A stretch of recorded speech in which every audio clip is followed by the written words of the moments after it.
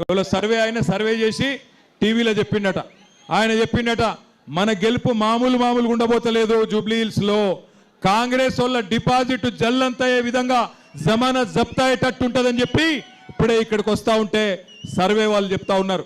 ఒక్కరు కాదు, ఇద్దరు కాదు, ఎంతో మంది సర్వే వాళ్ళు చెప్తున్నారు. జూబ్లీహిల్స్ ప్రజలు పూర్తి స్థాయిలో కాంగ్రెస్ పార్టీకి బుద్ధి చెప్పడానికి తెలంగాణ ప్రజలకు ఒక ఆశా దీపం లాగా మీ వైపే చూస్తా ఉన్నారు. 4 లక్షల మంది జూబ్లీహిల్స్ ప్రజల ఓట్లతోని 4 కోట్ల తెలంగాణ ప్రజల తలరాత మార్చే శక్తి మీకే ఉన్నది. ఎందుకంటే జూబ్లీహిల్స్ లో కాంగ్రెస్ కు మీరు బుద్ధి చెప్తేనే నెలకు 2,500 రూపాయలు మహిళలకు వస్తాయి. జూబ్లీహిల్స్ లో మీరు కాంగ్రెస్ కు గట్టిగా ఓడిస్తేనే రేపు నెలకు 4,000 రూపాయల పెన్షన్ చాలు అవుతుంది.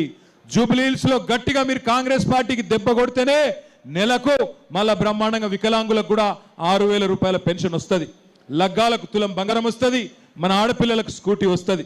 లేకపోతే మళ్ళీ మీరు కాంగ్రెస్కే ఓటేసిరు అనుకో, ఏమనుకుంటాడు రేవంత్ రెడ్డి, నేను ఎన్ని తప్పులు చేసినా అన్ని రద్దు చేసినా ఏమి ఇయ్యకపోయినా బ్రహ్మాండంగా నాకే ఓట్లేస్తున్నారు కాబట్టి ఏమి ఇచ్చే అవసరమే లేదు అనుకునే ప్రమాదం ఉంటుంది.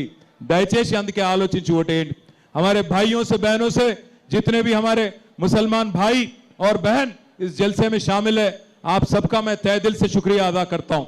आपको याद होना चाहिए 10 साल एक अमन पसंद चीफ मिनिस्टर, एक माइनॉरिटी दोस्त चीफ मिनिस्टर